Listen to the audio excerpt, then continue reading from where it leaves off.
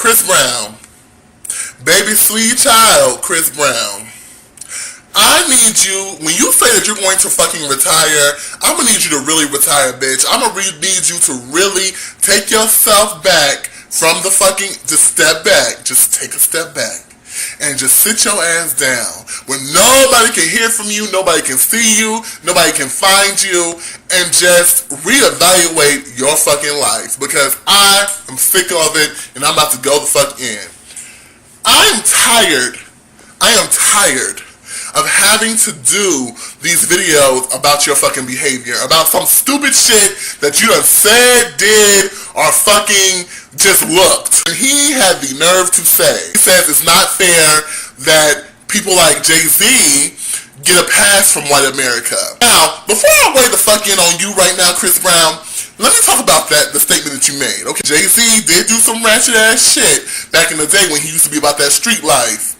Christopher, there's a distinct difference between Jay-Z and yourself, okay? It's called class. I don't know who Chris Brown's people are, but honestly, I don't think he has any people anymore. Because if I was his PR person, I would have either quit by now, or I would have had a motherfucking aneurysm. Bitch, you are just making yourself look worse and worse and worse in public.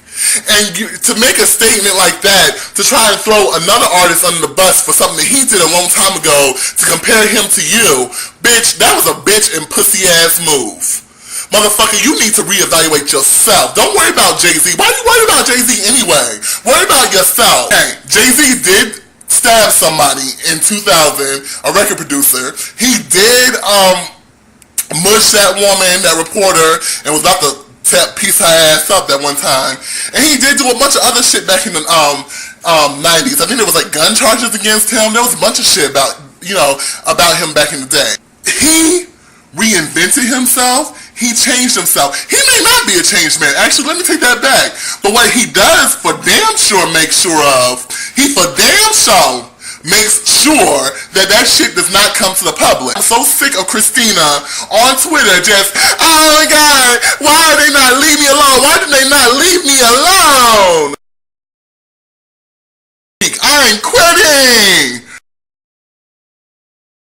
I ain't quitting. I ain't quitting. I ain't quitting. Well, bitch, quit before I'll take you out the motherfucking game myself, because I'm sick and tired of seeing you bitch and whine and complain on Twitter. I'm not kissing Jay-Z's ass, because I have always said that I feel like Jay-Z and Beyonce are very overrated, but one thing I do admire about both of them is their hustle. They turned their names into a brand. They did it in a very smart and classy, sophisticated way.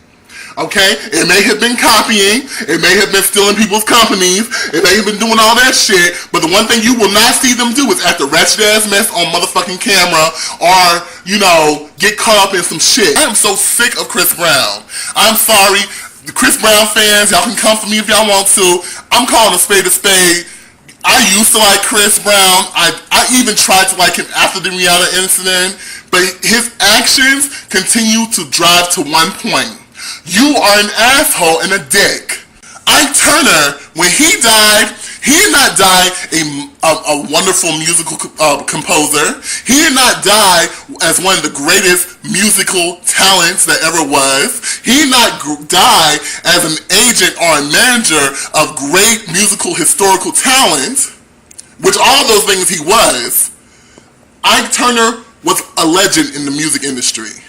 He died as a person who beat the shit out of Tina Turner. Okay? And that's just how it is. Your actions have consequences. Deal with it. And for all of you people out there saying, oh, well, nobody talks about Charlie Sheen. Charlie Sheen may still get, endorsements. He may still get a $45 million contract on FX to do that show, Anger Management. He is still not taken very seriously. They still pick on him and the whole winning thing. They still make fun of him. They still make fun of Lindsay Lohan. That poor child will never, even if she does eventually end up getting better and just has a big booming comeback, she will never get over these past years that she's been through. People will never let her forget it. They'll never let Charlie Sheen forget that he is a fucking joke. Need to do, and I've said this before too, is realize how to deal with it. How to deal with people coming for you. How to deal with when somebody says something about you. And that's another thing. You are a child. You act like a big giant child. Stop acting like a child.